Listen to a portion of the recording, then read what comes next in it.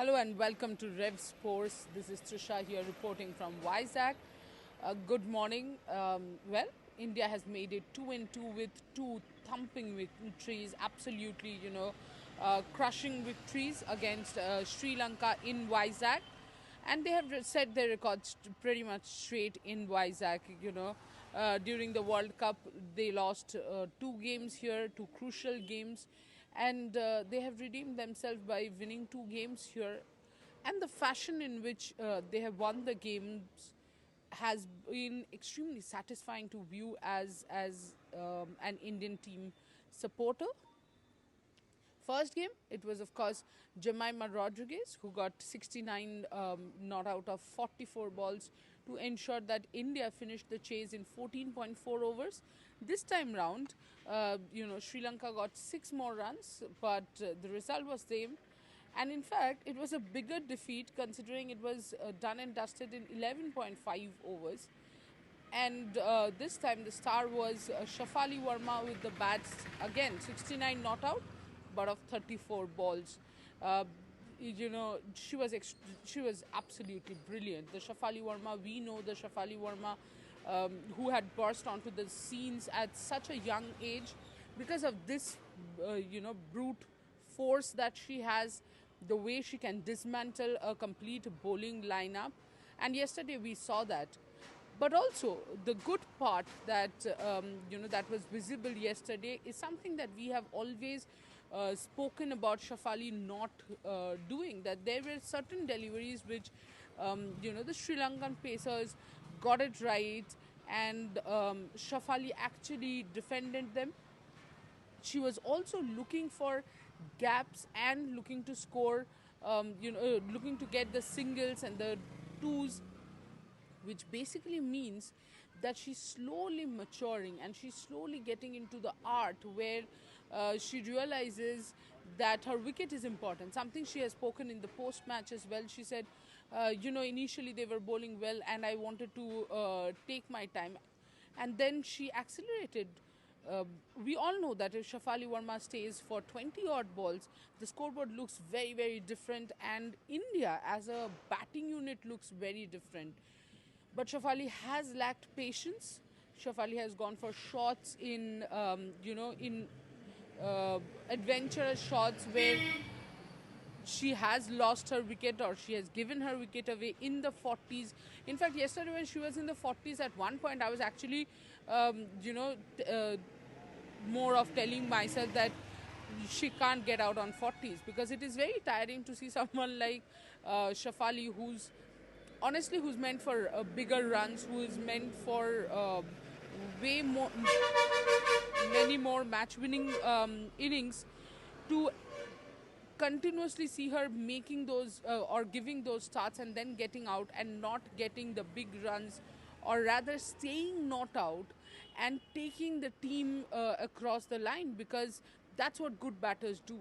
They get in, and once they are in, they take they take you till the last over, they take the innings till the last over. And it was very good to see that Shafali did exactly that without curbing her natural instincts. At the same time, she just ensured that she chose the balls that she was attacking. And the offside shots, just the shots that she played over the field, infield, on the off, were absolutely beautiful to see. 1-6 from Shafali's bat, that too was wonderful to see. But her offside play was brilliant. And the fact that she was not trying to hit the ball hard, she was trying to hit the gaps, and that made all the difference.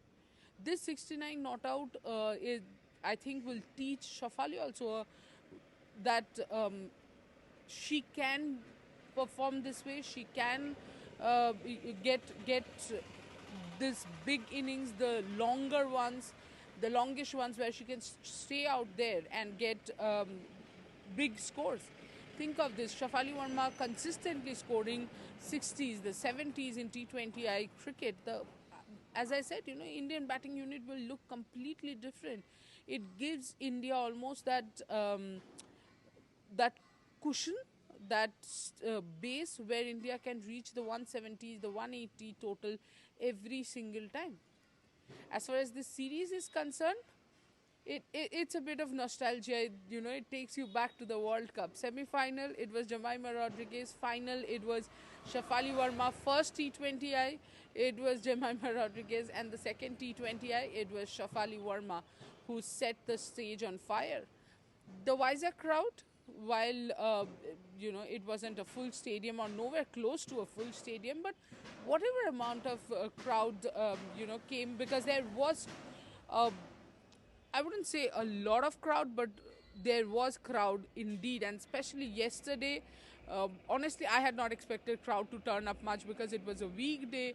Plus, Sri Lanka has not been able to provide a fight. It has been pretty much a one-sided contest. But I think I was pleasantly surprised that there was quite a bit of a turn up, and they were quite loud. So now the caravan moves on to Kerala, Trivandrum. What can India do more, or can India better this as well?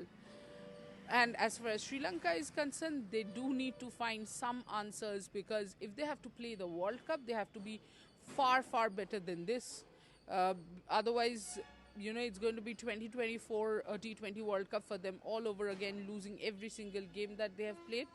And then once Chamari Atapattu retires, it will be very difficult for the Sri Lankan team to survive if this is the way they play. So Sri Lanka does need to come up with a number of answers. As far as Shafali Verma is concerned, I think Shafali needs to keep playing.